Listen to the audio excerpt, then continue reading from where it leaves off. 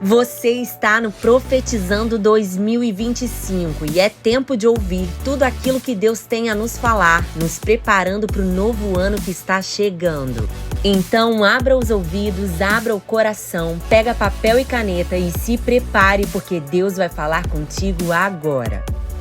Casada com Jorge, mãe de Vitor, Esther de Freitas serve a Jesus e a sua igreja local Assembleia de Deus Matriz em Cordovil, se dispondo a servir em tudo que a obra precisa. Esther é uma apaixonada pelas Escrituras e tem levado a verdade do Evangelho com ousadia e graça, e tem influenciado vidas por onde passa. É uma mulher do Evangelho que tem se disponibilizado a entregar aquilo que do céu tem recebido. Uma verdadeira discípula de Jesus e sua missão de vida é acrescentar discípulos ao reino de Cristo. E hoje ela será a boca de Deus para liberar uma palavra profética sobre o nosso 2025. Que Deus a use poderosamente para falar com cada um de nós.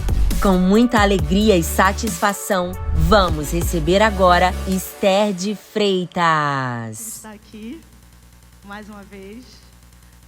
Eu agradeço aos pastores. Deus abençoe poderosamente.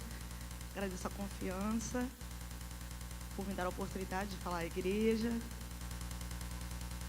Agradeço a toda a igreja pelo carinho em me ouvir. Deus abençoe.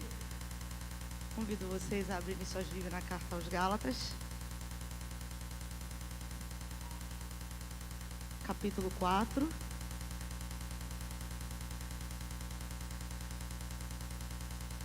Verso 19.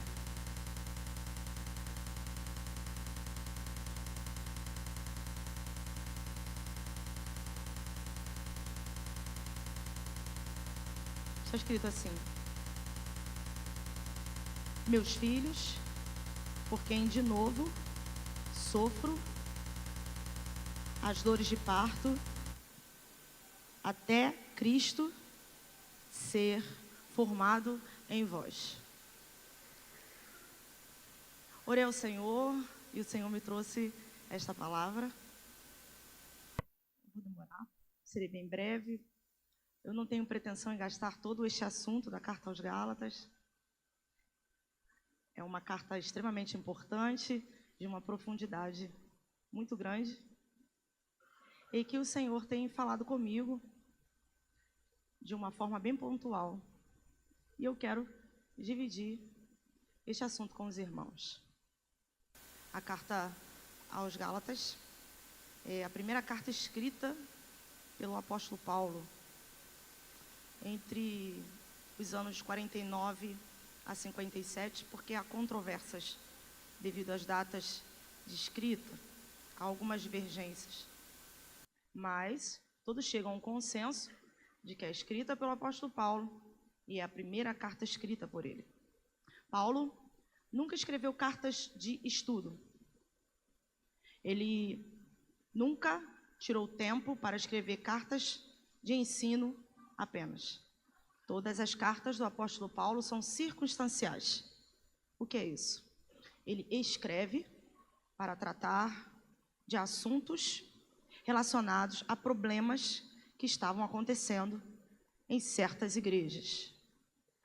E então, ele tem uma peculiaridade. Os outros apóstolos também têm, que escreveram cartas, mas ele é mais assertivo ainda. Ele consegue fazer essa divisão bem mais forte do que o apóstolo Pedro, por exemplo. Qual é a divisão? Primeiro ele apresenta geralmente uma teoria e depois ele apresenta a parte prática de como colocar em aplicação diária essa teoria apresentada. A carta que mais apresenta teoria é a carta aos Romanos. São 11 capítulos teóricos, para depois, a partir do capítulo 12, ele apresentar como colocar em prática toda aquela teoria que ele veio descrevendo, de forma até mesmo um pouco exaustiva e um pouco difícil. A carta aos Gálatas se difere de todas as outras cartas do apóstolo Paulo, porque ele está escrevendo nervoso, e eu digo nervoso é irado mesmo e com pressa. Então, uma característica que se apresenta nesta carta é que ele não faz uma introdução longa, como é característica das outras. Ele não demora muito tempo fazendo apresentações. Ele entra direto no problema. Faz uma saudação curta, entra no problema. Esta carta é escrita não para um lugar apenas.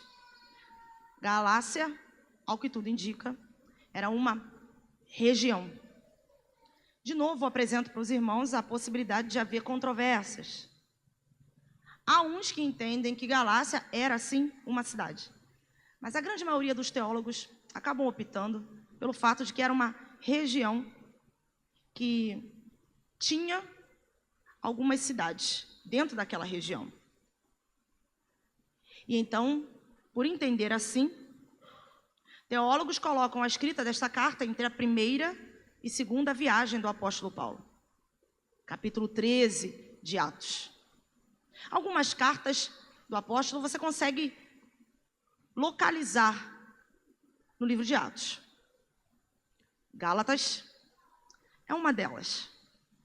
Deixa eu explicar algo para vocês. Datas bíblicas não são exatas, com datas seculares. Há pequenas divergências de 1 a 3 anos, no máximo. Inclusive, a própria localização do nascimento de Jesus. Mas isso aí é assunto para outro dia. Mas para você saber, sempre haverá uma diferençazinha de 1 a 3 anos, um certo delay. Porque é difícil localizar com exatidão, devido à dificuldade do mundo antigo. Mas nada disso tira a legitimidade das cartas, muito pelo contrário.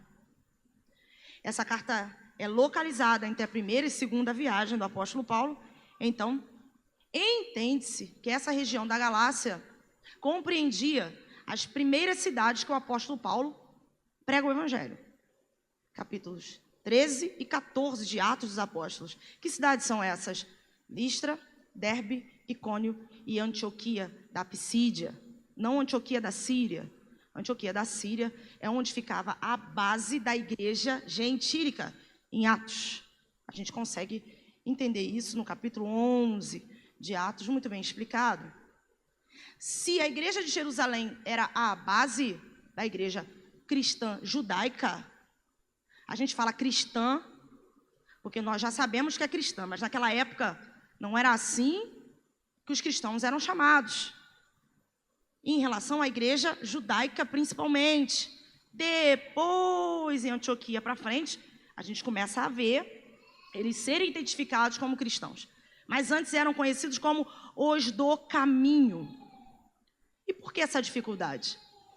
A igreja estava em seu início, saindo como, para muitos, reconhecida como uma seita saída do judaísmo.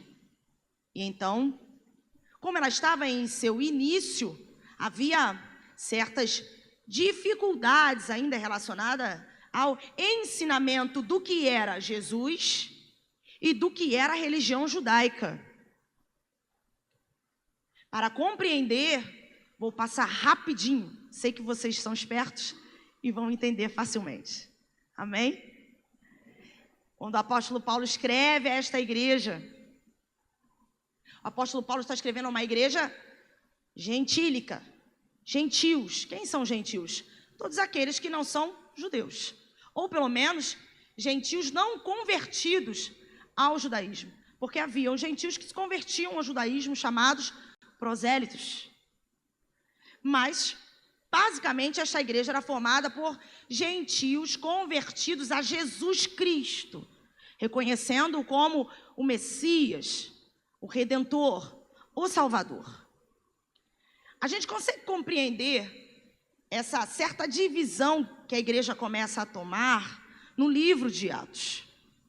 Para um judeu, mesmo aqueles que acreditavam em Jesus como seu Messias, era difícil aceitar o evangelho indo para os gentios. Nós vemos essa dificuldade até mesmo nos apóstolos. Pedro teve essa dificuldade. Jesus Cristo precisou tratar com este apóstolo para que ele entendesse como se dava a dimensão do reino de Deus prometido no Antigo Testamento e agora realizado em seu cumprimento em Cristo Jesus. Todo judeu compreendia que havia uma aliança condicional no Antigo Testamento, que é a aliança condicional mosaica. Que aliança condicional é essa? Nós temos algumas alianças no Antigo Testamento, só para você compreender. Nós temos a aliança noética, a aliança abraâmica, a aliança mosaica e a aliança davídica. A aliança mosaica, ela compreende um contrato que é um contrato condicional. Qual era a condição? Se vocês me obedecerem, eu farei com que vocês sejam grandes. Ao entrarem na terra, se me obedecerem, então vocês estarão seguros. Mas se me desobedecerem, então eu castigarei vocês. Isso é condicional. Deus condiciona o povo a ter que obedecer para ser abençoado. Nós temos isso muito bem descrito em Deuteronômio. Se vocês me obedecerem, serão cabeça, não serão cauda. Estarão por cima, não estarão por baixo. Emprestarão, não pedirão emprestado. Mas depois você vê uma lista enorme relacionado aos efeitos e consequências das desobediências. E isso acontece. Até hoje, o que você vê no Oriente é resultado de desobediência. Mas isso aí é assunto complicado e grande para tratar. Isso é condicional. E de fato acontece. O reino do norte é destruído, 10 tribos são destruídas e há mistura. E o reino do sul é castigado, exilado. Mas tem uma segunda chance. Com Ciro, Dario, reino persa. Depois vem a Grécia, vem os gregos, depois vem os romanos. Onde você quer chegar? Depois da aliança que Deus faz com Moisés, Deus faz uma aliança com Davi. Esta aliança é incondicional. Davi aspira em seu coração fazer um templo para o Senhor. E o Senhor lhe promete casa. No desejo do coração de Davi em fazer uma casa para Deus, Deus se apresenta dizendo que quem faria a casa, na verdade, seria Deus para Davi, prometendo que o seu trono nunca ficaria sem herdeiro e sem rei. Isso se cumpre em Jesus Cristo. O povo judeu se apega a isto e não consegue enxergar o seu rei vindo em Cristo, a grande maioria.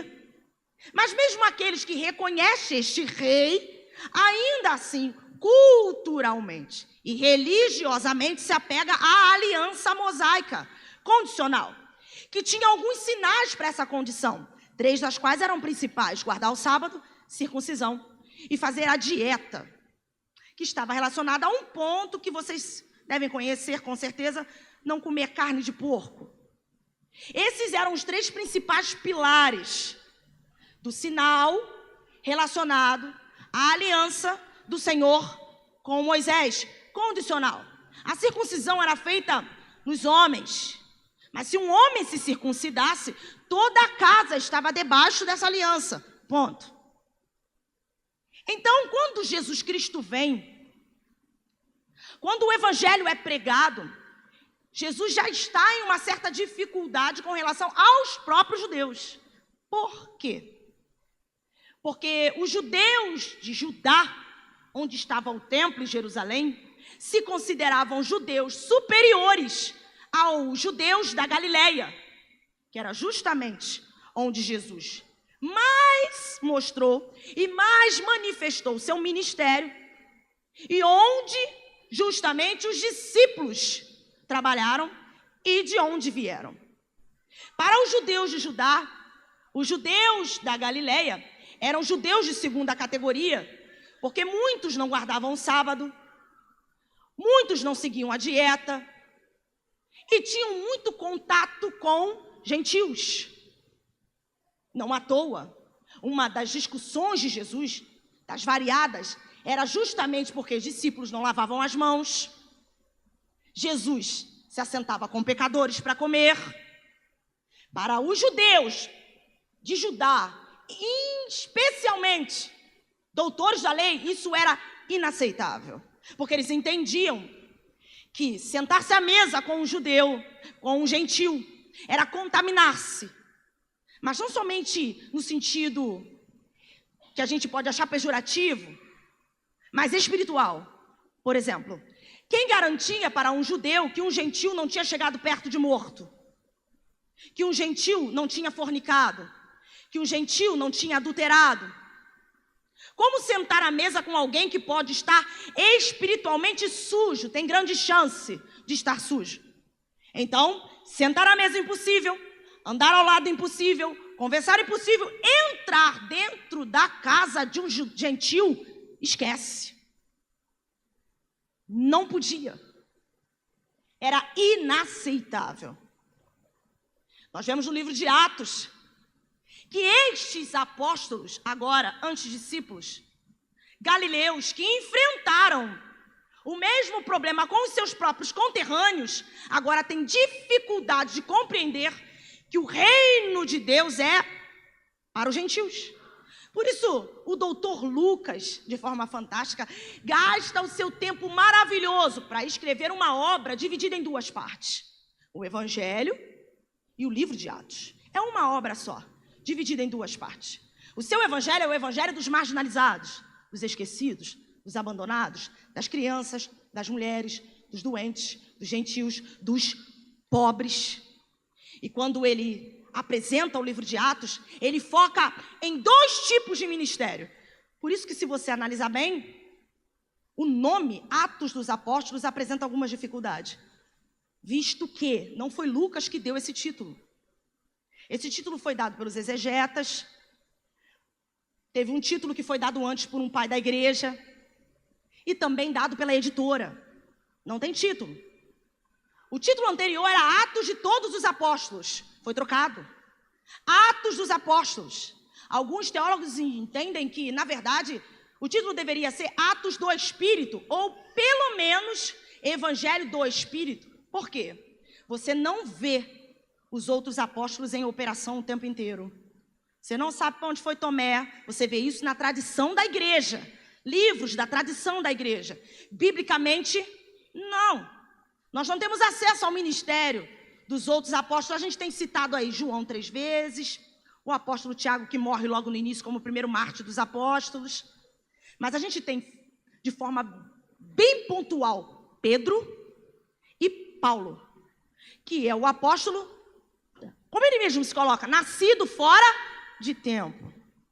A gente vê também, chamado de apóstolo, Barnabé, que dá uma controvérsia arrumada ali para conseguir entender isso teologicamente. Para alguns que não compreendem os 5 ministérios da carta aos Efésios. Para os nossos irmãos reformados é muito complicado compreender essa questão. Um dia, quem sabe, a gente conversa sobre isso. Mas a ideia que Lucas apresenta é: Jesus tem uma agenda. E ele precisa cumprir essa agenda. E ele vai cumprir essa agenda através dos apóstolos. A igreja que fica. Que agenda é essa? Vocês vão receber poder. Mas esse poder não é para ficar tomando choque dentro da igreja. Esse poder é para que vocês sejam mártires, testemunhas.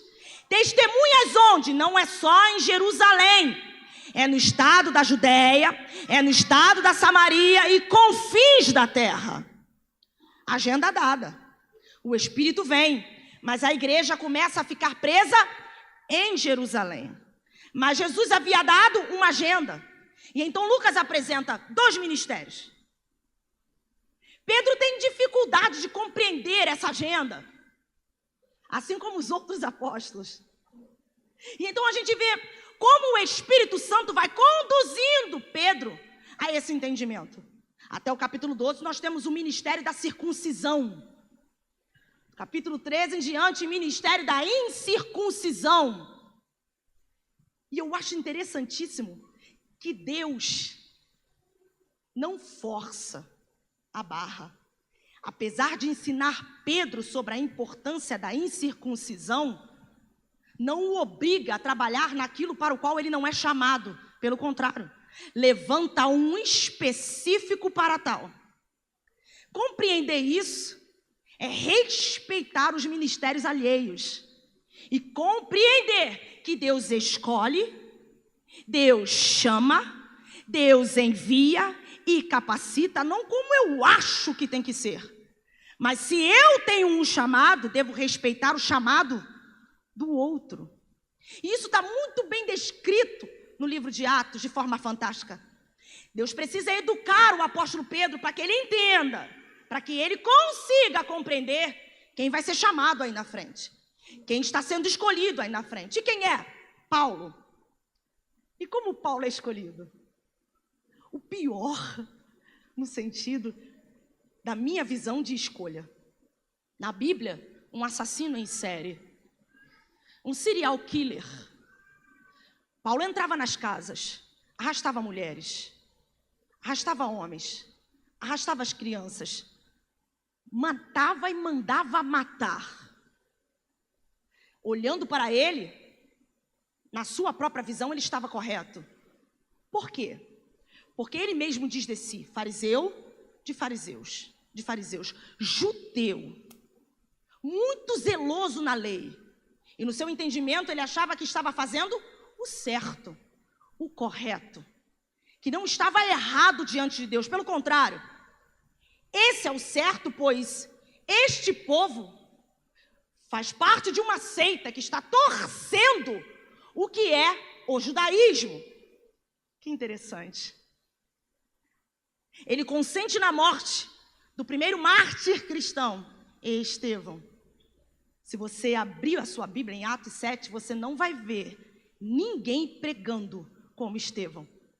Tirando Jesus, é a pregação mais linda da Bíblia, em que ele coloca o dedo na cara dos doutores judeus e prega lindamente o evangelho do Antigo até Jesus Cristo. Há alguns que não conseguem ver Jesus no Antigo Testamento. É preciso comprar colírio para enxergar, porque Jesus está do Gênesis até o Apocalipse. Ele é o Alfa e ele é o Ômega.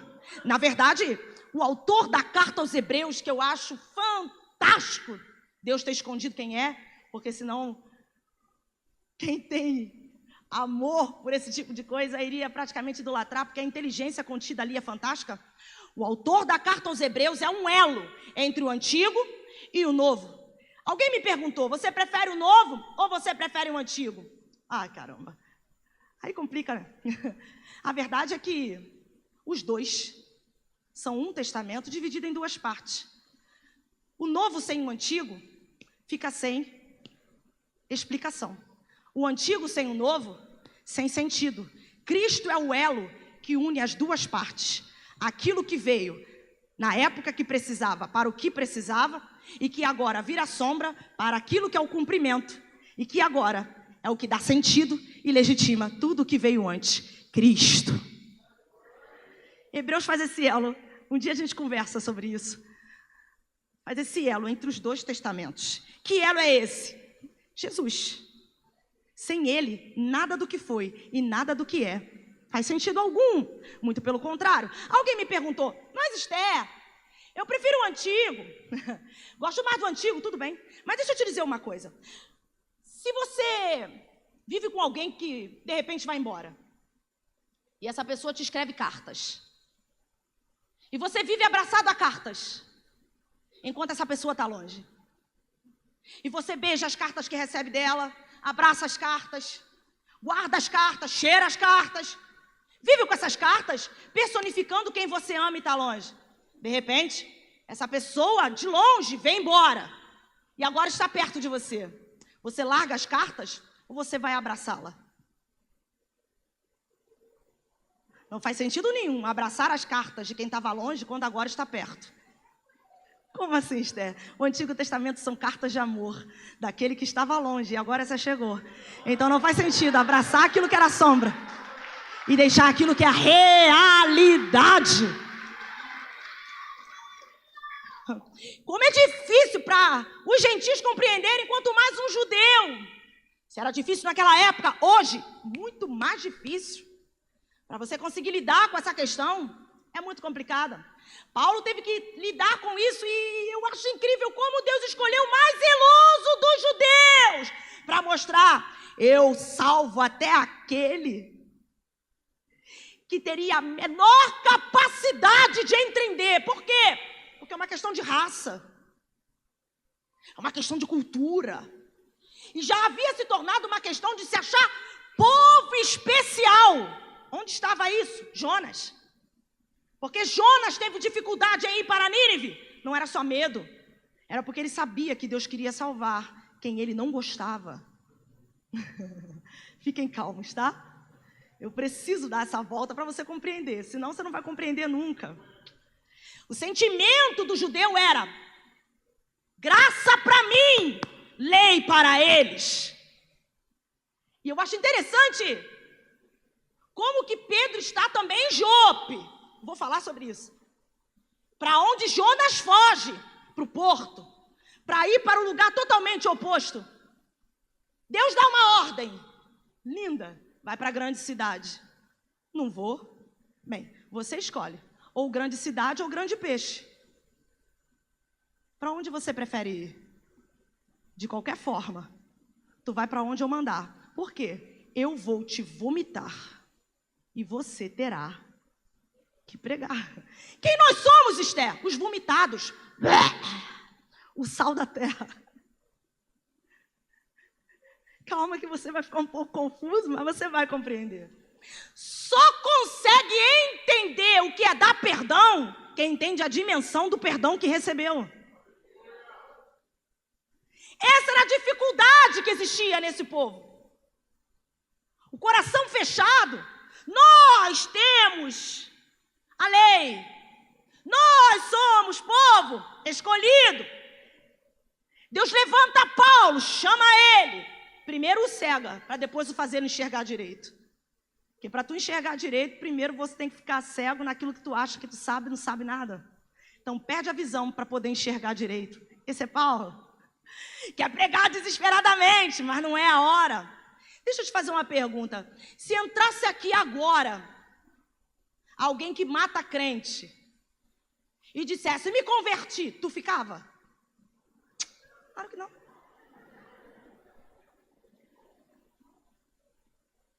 A igreja não levou a sério. Só que Paulo não entendia o que Deus tinha para ele, o que Cristo o faria ser. Foi dito, mas a dimensão ainda era muito difícil para ele entender. Então o Senhor começa a trabalhar em Pedro.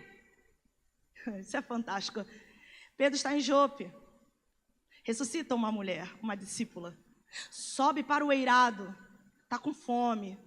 Aproveita para orar enquanto estão fazendo comida. Nesse interregno, tem lá em Cesareia Marítima um centurião, que nada mais era do que um capitão de soldados romanos. E é interessante que esse capitão da esmola ora, é temente a Deus. Calma aí, não é gentil? Não é romano? Não é chefe? Como é que é temente a Deus? Rapidinho. Na cultura do mundo antigo, alguns povos já estavam cansados dos deuses, principalmente do Olimpo. Se você olhar a história, principalmente os filmes, quem aqui já viu Percy Jackson? O ladrão de raio, já viu? Isso é pouco, mas existem outros filmes que retratam os deuses gregos do Olimpo, que não se metem na terra. Ficam no Olimpo, mas quando se metem para fazer besteira. Se relacionam com humanos, têm filhos semideuses, aí quando não gosta de alguém destrói, são desequilibrados emocionalmente, são totalmente perturbados. Para aquele povo, alguns já estavam cansados desses deuses que não transmitiam algo diferente do que os humanos eram. Por quê? Porque todo Deus criado pelo ser humano é uma imagem do próprio ser humano. Tudo aquilo que o ser humano é retratado nos deuses que eles criam, inclusive o próprio culto. Porque cultos aos deuses no mundo antigo envolviam orgias. Porque é o que o ser humano gosta. Então, vamos fazer um Deus que precise de culto, com fornicações e adultérios. A ideia de que o único culto que não tinha muito isso era Moloque. Fora o resto, orgia pura. Agora, alguns começavam a gostar do Deus hebreu, do Deus dos judeus. Por quê? Porque ele era diferente. Sensato, equilibrado, misericordioso, gracioso, todo-poderoso. Aquele que criou a terra e não era instável com aquilo que falava, pelo contrário, dizia e fazia cumprir. E então o coração de muitos gregos iam para isso, e outros gentios. Quem é Cornélio? Um destes. E como ele faz para chamar a atenção desse Deus? Ora e dá esmola, e teme. O que Deus faz? Se apresenta para ele em uma visão. Jesus Cristo. Cornélio, Pedro está em Jope. Isso é fantástico. Suas esmolas foram vistas. Tuas orações foram ouvidas. Fique tranquilo. Mande homens até Jope. Tem alguém lá, Simão. Mande-o vir. Por quê? Porque você vai saber exatamente como você deve proceder. Perceba, a obra não salva. Oração de um ímpio não salva. Isso é assunto para mais de metro. Mas chama a atenção daquele que quer salvar. Ok? Sem Jesus não tem salvação. Mas Jesus se atenta para salvar aquele que tem um coração voltado para ser salvo. E então ele coloca pessoas no caminho. Chama Pedro, chama Simão. Enquanto isso, Simão está orando e um lençol branco aparece. Nesse lençol, animais impuros. E uma voz vem, mata e come. É ruim, hein? Não boto alimento impuro na minha boca. Mata e come 3 vezes. Não faço. Mata e come. Não faço. Saiu da visão. Ficou perturbado com o que essa visão significava. O que é isso? O que é isso? Os homens chegam à porta. E o Espírito diz: vai com eles. Fui eu que mandei. Você tem que ir junto com eles. E então Pedro obedece. E no outro dia vai para Cesareia, junto com eles. Eles contam mais ou menos o que aconteceu e Pedro vai junto. Quando Pedro chega lá, Pedro é categórico: não ia vir. Eu só vim porque o Espírito Santo me mandou. Por quê? Casa de gentil. E Cornélio já tinha chamado parentes e amigos esperando o tal Simão Pedro. E Simão prega o evangelho. Antes que ele termine de pregar, ele fala algo: Deus não faz acepção de pessoas. O Espírito desce. E eles são batizados e começam a falar em línguas. E aí Pedro, opa, o que é isso? A Bíblia fala algo interessante. Os circuncisos que estavam com Pedro ficaram admirados de como o evangelho agora também era pregado e chegado aos gentios, os incircuncisos. Quando Pedro volta para Jerusalém, quem é que sabe que Pedro tinha ido para dentro de casa de gentios? O povo da igreja de Jerusalém e os apóstolos. A Bíblia diz que Pedro é pressionado. O que você foi fazer dentro da casa de gentios? Como você pôde entrar dentro da casa de gentios? E Pedro explica: o Senhor Jesus me mandou, eu obedeci, e o Espírito agora também é dado aos gentios. Ponto. Pedro é preso, é solto, some da história. Porque a ideia é que agora Pedro precisa se esconder, porque é solto por um anjo. Não pode ficar dando bobeira, porque senão é preso novamente e pode ser morto. Ele sai da história e quem sobe na igreja é Tiago, o justo, irmão de Jesus. E ele começa a pastorear. Barnabé se lembra de Paulo, está em Tarso, manda chamar. Capítulo 13. São escolhidos pelo Espírito Santo para pregar aos gentios. Primeira viagem, Galácia. Paulo vai pregando pela Galácia. Listra, Derbe, Icônio, Antioquia. Quando ele entra em Listra, tanto ele quanto Barnabé são confundidos com deuses, pelo poder com que eles faziam e operavam milagres. O povo quer adorá-los e eles dizem, não pode, não somos nós, é Cristo. A partir desse exato momento, quem queria adorá-los agora quer matar, quer apedrejar, quer destruir. Como pode alguém ir de um extremo para o outro? Estrabão, um historiador desta época, eu estou bem preocupada, tá? Fique calma. E ele é um historiador geográfico, ele descreve os Gálatas como naturalmente desertores. Não à toa, nas 3 viagens de Paulo, a única região que ele passa as 3 vezes é a Galácia. Ele, antes de ir para um lugar, passa na Galácia. Antes de ir para outro lugar, passa na Galácia. Antes de ir passa na Galácia. Por quê? Porque ele descobre que este historiador estava certo. Como assim, Esther? Se os Gálatas estivessem em uma guerra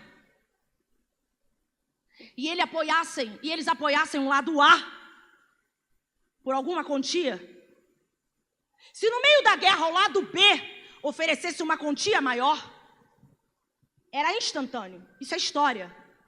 Estavam guerreando contra o lado A, no meio da guerra começavam a guerrear contra o lado B. O lado que eles apoiavam tomava um susto muito grande, porque eles viravam a casaca rápido.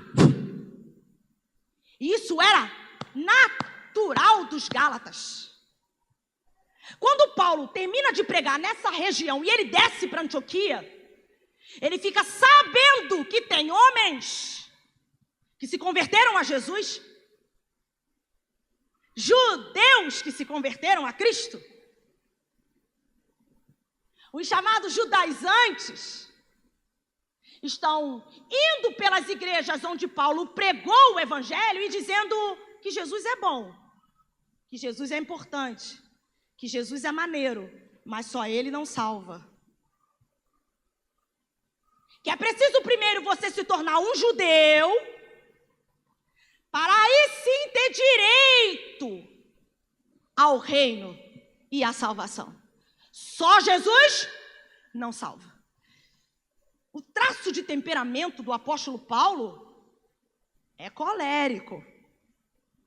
Ele não é um homem fleumático. A grande maioria dos apóstolos e pastores são fleumáticos. Digo a grande maioria. O que é um fleumático? A casa está caindo. E como o fleumático está? Calma. Calma. Acontece um problema, o fleumático? Depende. Depende. Quem está certo, o lado A ou o lado B? Depende. Nenhum e nem outro. Isso é fleumático. Paulo não é assim. Paulo é colérico. Escreveu, não leu, pô. Quando ele chega a Antioquia, ele fica sabendo que estes homens judaizantes estão entrando pelas igrejas e pregando este falso evangelho. Que falso evangelho é esse? Primeiro judeu, depois direito à salvação. A salvação não é para gentil sem se tornar judeu. Então, para você se tornar um judeu, cumpra 3 aspectos da lei: a circuncisão, guarde o sábado e faça a dieta. Paulo fica nervoso. Quem ele encontra em Antioquia, provavelmente? Pedro. Pedro está em Antioquia. Barnabé volta de viagem junto com Paulo. Pedro está comendo com os cristãos gentios. Fiquem calmos, tá? Eu estou bem nervosa. Enquanto ele está comendo, aleluia, à mesa com os gentios, judeus cristãos chegam ao recinto. Quando os judeus cristãos chegam ao recinto, chegam com uma carta, dizendo que é de Tiago, o justo, o pastor de Jerusalém. Alguns teólogos explicam que essa carta talvez não era de Tiago, não.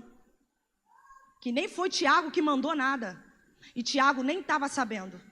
Eles estavam chegando, dando carteirada em nome do pastor, sem o pastor ter noção de que o nome dele estava sendo usado por alguns para bater martelo das próprias convicções, usando o nome de alguém que é influente. Ao chegar lá, Pedro percebe que os judeus cristãos chegam e se levanta da mesa. Ao se levantar da mesa, começa a sair de fininho e ir ficar com os judeus. Barnabé também começa a sair. Quem está no recinto? Paulo. Você imagine o apóstolo Paulo, o grande pregador dos incircuncisos, olhando para aquilo e... O que está acontecendo ali? Os gentios foram abandonados na mesa. E eles saíram para ficar só com os judeus. Qual é a ideia?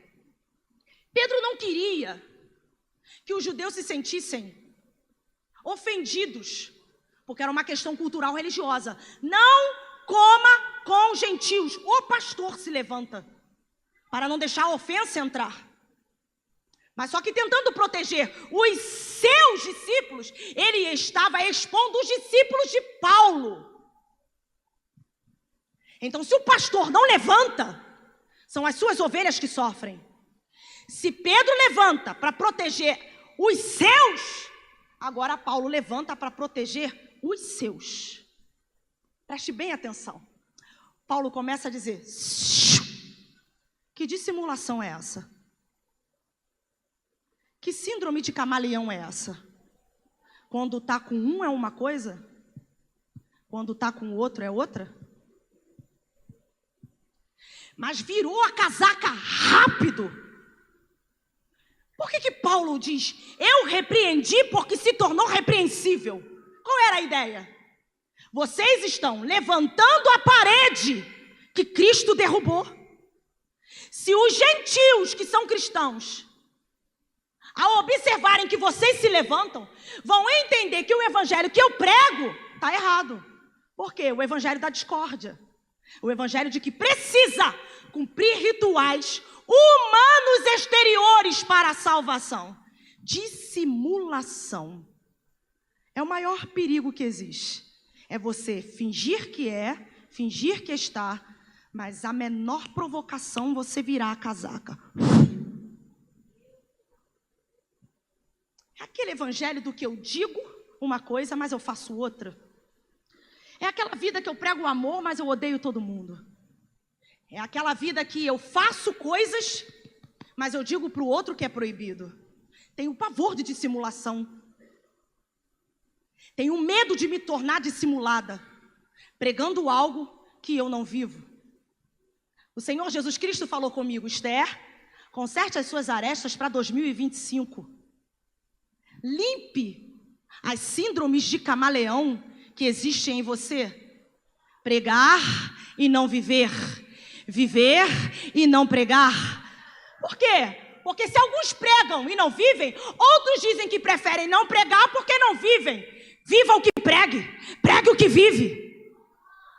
E eu acho tão interessante isso, que essa dissimulação acontece, e eu já peguei essa dissimulação. Quando eu era criança, lá em casa foi um grupo de irmãs, eu tinha 5 anos. Entrou um grupo de irmãs na minha casa, meu pai estava trabalhando, e começaram a tirar tudo de dentro do guarda-roupa da minha mãe. Vermelho é do diabo. Vermelho é do diabo. Saia, roupa, foto da minha avó que estava viva, era do diabo. Foto do meu avô que tinha morrido, do diabo. Mandou minha mãe queimar tudo no quintal. Quem chegou em casa? Meu pai. Quando meu pai chegou, nós estávamos copiosamente chorando, porque a piscina tinha sido esvaziada, porque era coisa do diabo. E tinha que queimar a piscina. 35 anos atrás, aproximadamente. A confusão se instaurou quando meu pai entrou. Quando meu pai entrou em casa, ele conseguiu salvar algumas coisas. Onde alguém com o Espírito Santo de Deus entra, não entra para fazer discórdia. Não entra para fazer confusão. A discórdia ficou feita. O pior vem por aí. Fomos na casa dessa irmã depois. A mesa era vermelha. O armário da cozinha era vermelho. A geladeira era vermelha. e depois a vimos andar de jeans e blusa sem manga na rua. A maior prova de dissimulação é quando eu coloco um padrão que nem eu mesmo vivo esse padrão. Paulo, no capítulo 15 de Atos, precisa correr para Jerusalém para poder tratar sobre esse assunto. Mas antes ele escreve a carta aos Gálatas. Mas o que ele trata no capítulo 15 de Atos? Exatamente isso. Queridos irmãos, nós não demos conta de cumprir a lei. E estamos querendo colocar peso nos nossos irmãos que nem conhecem isso direito. O peso que a gente não aguentou, Deus teve que resolver mandando Jesus Cristo. E a gente quer perturbar os nossos irmãos.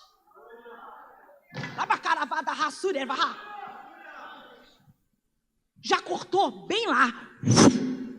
Aqui não. Qual é a ideia? Você, Pedro, apóstolo da circuncisão. Eu, apóstolo da incircuncisão. Mesmo conteúdo, realidade diferente. Vai para a tua, que eu vou para a minha.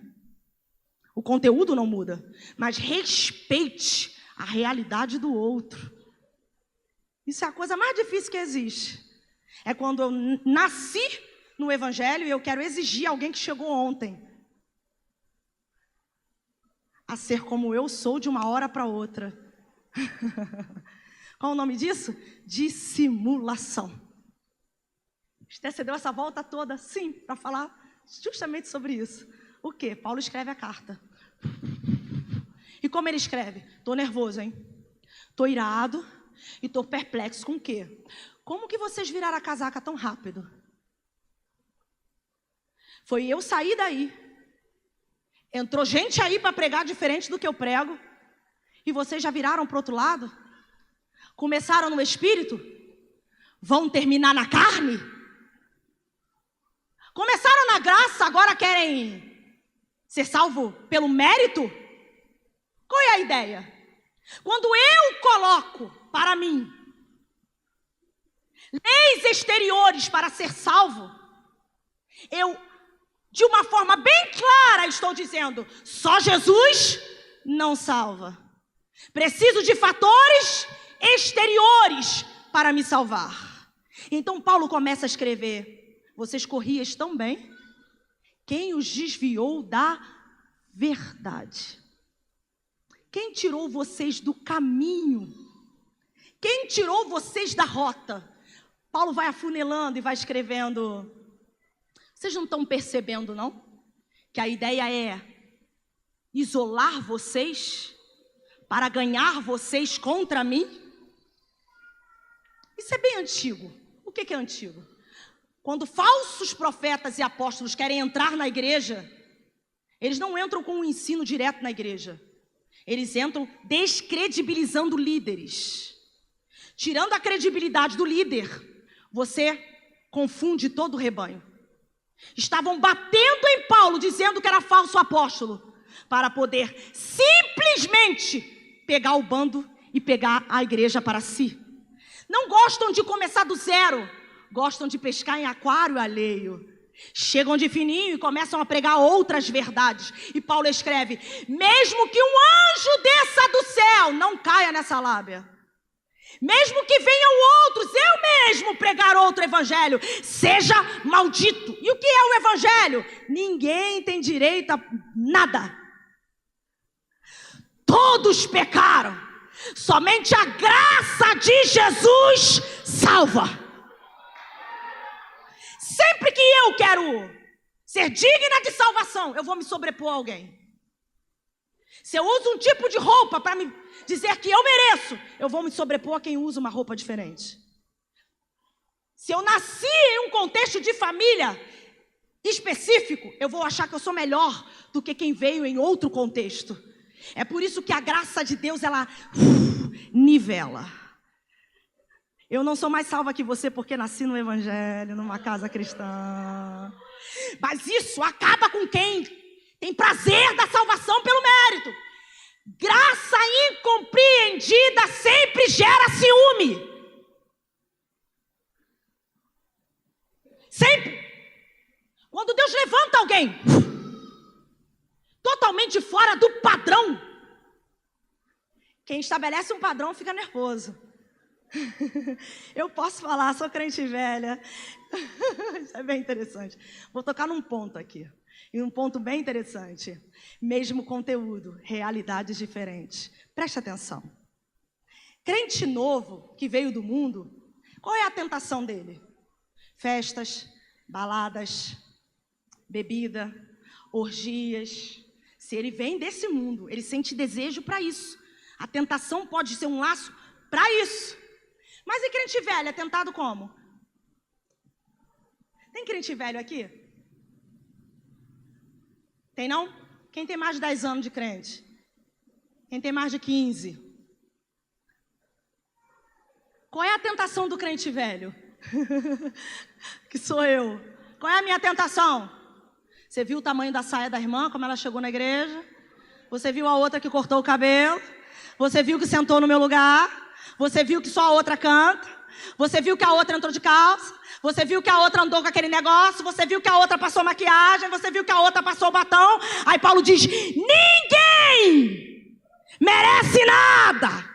Não é o que eu faço por fora que me salva, mas é aquele que fez todas as coisas.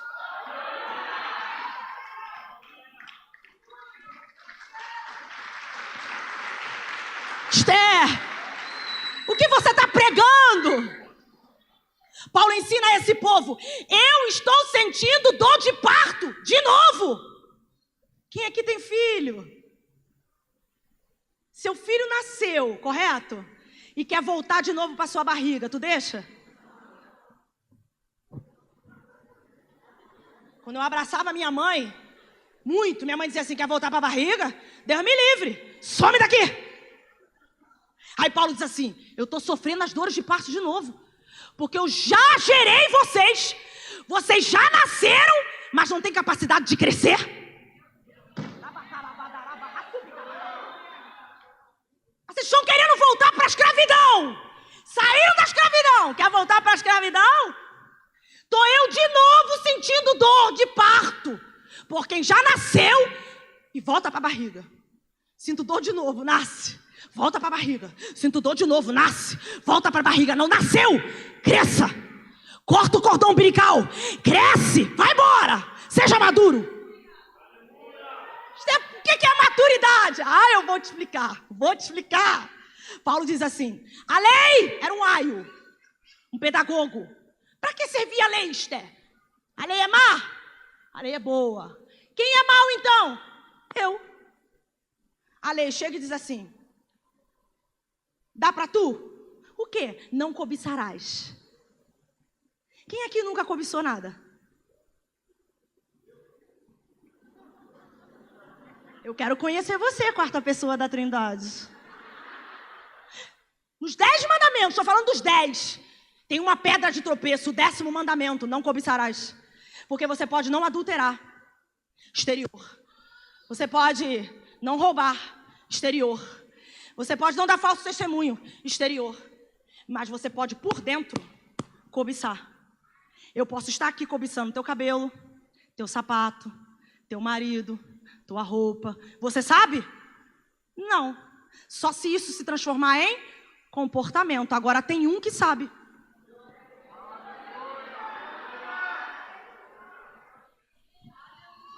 Eu vou terminar, fiquem calmos. O que é isso? É a pedra de tropeço. Quem cobiça, rouba. Quem cobiça, mata. Quem cobiça é falso testemunho. Quem cobiça não ama o próximo. Quem cobiça não ama a Deus. É a base. O que isso significa? Dá para tu?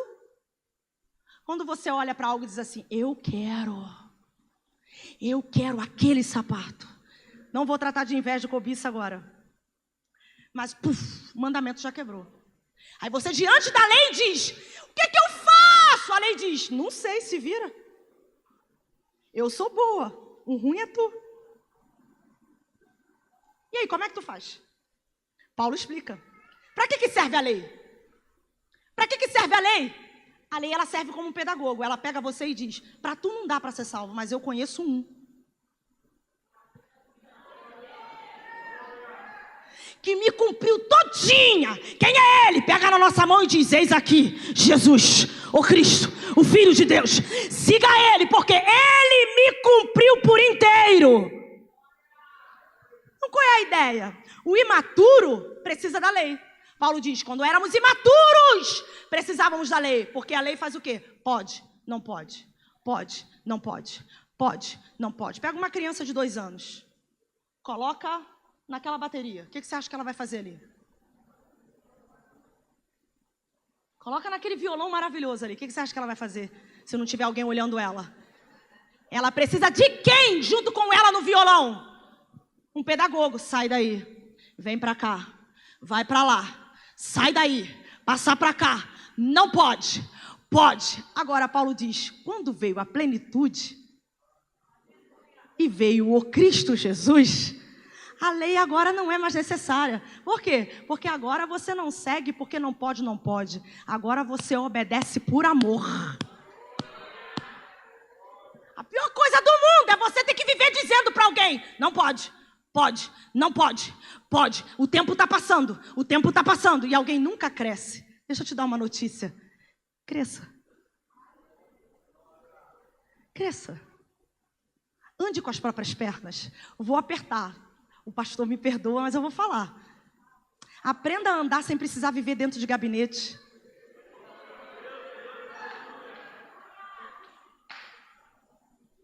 Você, às vezes, está vivendo dentro de gabinete, roubando até a oportunidade de alguém que realmente precisa entrar no gabinete, e você está tirando a vez da pessoa que precisa, com coisa que você pode resolver sozinho. Ande com as próprias pernas. Cresça. Aí alguém pergunta, mas qual é o sinal, então, de quem é salvo e quem não é salvo? O judeu precisa de um sinal. Aí Paulo diz assim, quer ser salvo pela carne? Quer ser salvo pela carne? Então vamos lá, vamos ver o que a carne tem de bom? Ele diz assim, prostituição, impureza, lascívia, idolatria, feitiçaria, inimizade, porfia, ciúme, ira, discórdia, dissensão, facção, inveja, bebedice, glutonarias e coisas semelhantes a essa. Dá para salvar? Então alguém consegue se salvar pelas obras da carne? Não, mas como a gente sabe quem é cristão? Mas o fruto do Espírito é. Mas não são frutos? Não, é um fruto. Deixa João 15 para outro dia. Como assim, Esther? Um fruto, imagine um cacho de uva com 9 gominhos. Imagine um prisma com 9 facetas.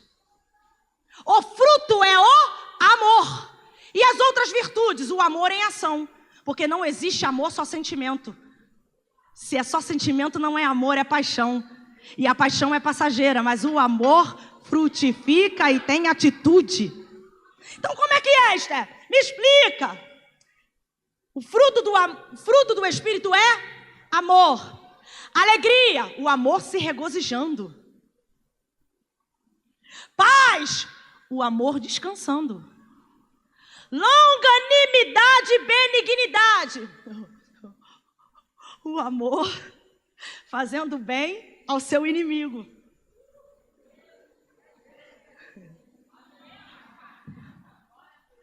Fidelidade, o amor cumprindo a sua palavra. Deu a palavra, se vira, vai até o final. Mansidão, o amor suportando as ofensas. Domínio próprio, o amor se controlando. Se existe isso em você, você é salvo. Você é cristão. Mas eu quero voltar atrás.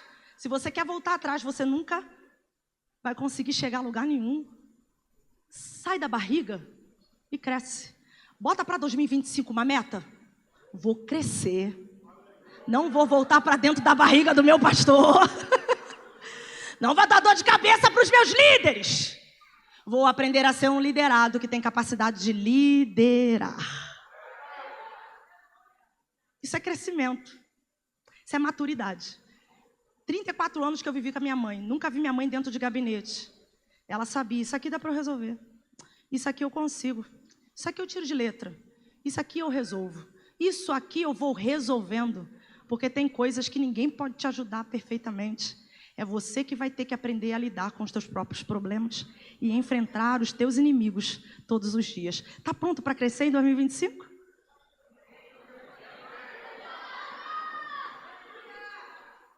Estamos juntos na maturidade? Ou vai querer voltar? Não volta, não. Para de querer voltar a ser bebê. E por que eu quero ser bebê o tempo todo? Porque ser bebê e estar doente não traz responsabilidade. Crescer incide em tem que saber conduzir a vida com responsabilidade. Então, para alguns é bom ficar criança para sempre. Vamos crescer? Agradeço a oportunidade. Em nome de Jesus.